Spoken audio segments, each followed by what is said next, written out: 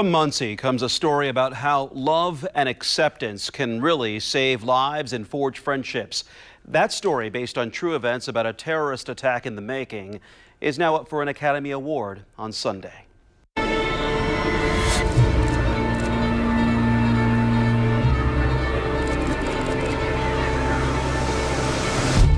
It is a short film, roughly 30 minutes, but the impact it could have is immeasurable. My name is Bibi Bahrami.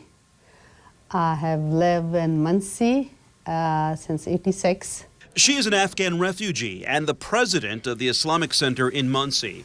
She had just come out of a coma when she received a call in 2020 from a Jewish filmmaker to appear in a documentary, a story about an experience she had lived through in 2009. I joined the Marines at 18. It's a documentary that has the Marine who had served in Afghanistan and Iraq and had developed a lot of hate toward Muslims, especially. This is my country, my city. Got to the point to where I just wanted to do harm to them. I heard about this story in a newspaper article.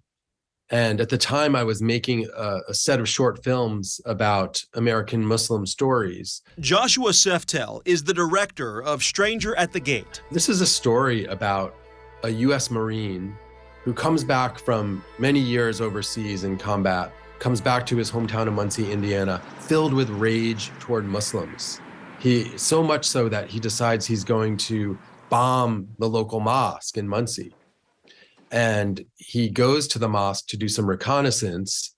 And when he gets there, he comes face to face with the congregants and the people he's planning to kill.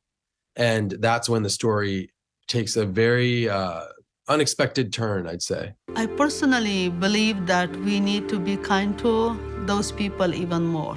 The story shows the power compassion and empathy can have, the power to save lives, the power to lead to healing. People can learn a lot from this message. And it's a simple act that every human being can do it. It's nothing like it's going to be costly, it's going to be difficult task.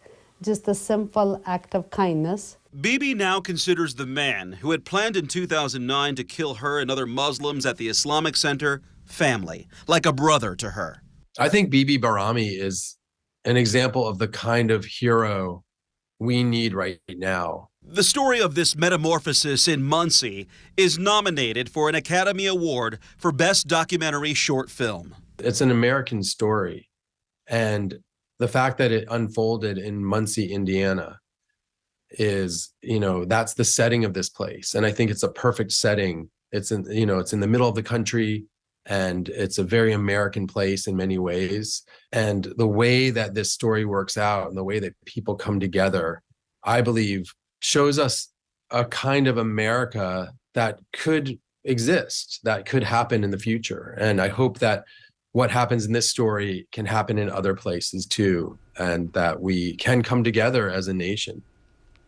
Joshua Ceftell, who you just heard from, tells me his film qualified for the Oscar nomination because it won the Indie Shorts International Film Festival. So this whole journey to this year's Academy Awards kicked off here in Indiana.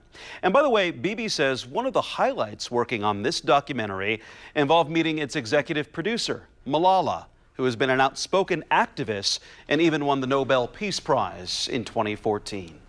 And as we lead up to Oscar Sunday, our resident movie expert Brad Brown is sharing his picks in the big categories on Good Morning Indiana. This morning, he revealed his choice for Best Supporting Actress, Angela Bassett, in Wakanda Forever. It's been 30 years since her last nomination, and Brad thinks this will be her year. And for Supporting Actor, Brad narrowed it down to Barry Keoghan and Brendan Gleeson in The Banshees of Inisherin, but he's giving the edge to Gleeson. And tomorrow morning on Good Morning Indiana, Brad's choice for Best Actor. Of course, WRTV is the place to be for Oscar Sunday. The pre-show starts at 6:30 with the awards starting at 8 o'clock with host Jimmy Kimmel.